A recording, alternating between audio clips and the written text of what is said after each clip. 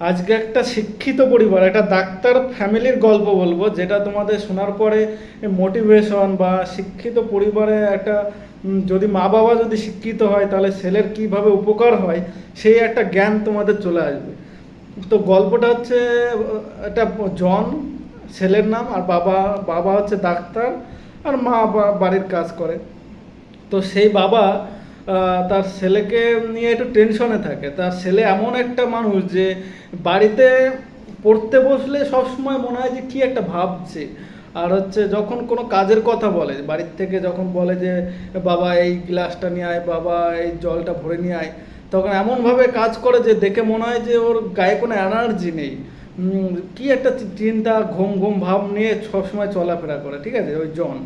তো এবার বাবা ডাক্তার, সে ভাব অনেক চিন্তায় থাকে যে কি করে একে বোঝানো যায়, কি করে অ্যাক্টিভ করা যায়, কীভাবে ওর মানে চলন ফলন চেঞ্জ করা যাবে। তো এবার একদিন ওর জনের জ্বর আসে, শরীর খারাপ হয়, জ্বর আসে। তো এবার ওর বাবা তো ডাক্তার, জন ঘুমিয়ে আছে। সকালে ওর বাবা গিয়ে দেখে যে শরীর খারাপ জনের, তো কি করা যাবে। তখন জনকে ডাক দেয়, বলে বাবা ওঠ। উঠে ও বসায়, ও সামনে বসায় খাটের উপরে। বসানোর পরে ওর বাবা ওকে বলে তুমি ঠিক আছে, তো শরীর খারাপ, তুই বয়, আমি তোর জন্য দুপুরবেলা ওষুধ নিয়ে আসবো, খুব ভালো ওষুধ। তো এবার সে অপেক্ষায় থাকে জন, যে কখন ওষুধ নিয়ে আসবে, সুস্থ হবে। তো ওর বাবা একটা ওষুধ নিয়ে আসে।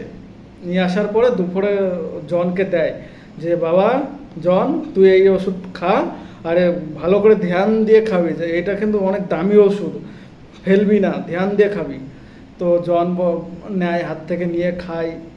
তারপর আবার ওর বাবা বলে যে রাতে আবার দুটো নিয়ে আসবো, সেই দুটো খাবি, দেখবি তোর সুস্থ হয়ে যাবি। তো রাতে আবার ওর বাবা আসে ওর রুমে, এসে বলে জন এনে ওষুধ খা। তো জন খায়, ঠিক আছে, ও হাত থেকে নেয়, নিয়ে খায়। তো এবার কিছুক্ষণ পরে ওই ওষুধ খাওয়ার 1 ঘন্টা পরে ওর বাবা আবার ফিরে আসে। আসার পরে ওর বাবা জনকে জিজ্ঞাসা করছে যে কী হলো জন, তোর শরীর কেমন আছে? জন বলে হ্যাঁ বাবা, এখন একটু ভালো লাগছে, তোমার ওষুধ খাওয়ার পরে একটু সুস্থ লাগছে, এরকম বলে জন। তোর বাবা এবার জনকে ডাক দেয়, এদিকে আয়, এখানে এসে বয় তো জন। পাশে বসায়। বসানোর পরে এবার জনকে ওর বাবা বলছে যে দেখ, তোকে যে দুপুরে আর এখন যে ওষুধ দিলাম, সে ওষুধ কী ওষুধ জানিস? জন বলে কী ওষুধ বাবা? তো ওর বাবা জনের বাবা ডাক্তার বলছে যে দেখ, তোকে দুপুরে আর রাতে যে ওষুধ আমি দিলাম, সেই ওষুধ কিন্তু আমি নিজে হাতে বানিয়েছি। আর কি দিয়ে?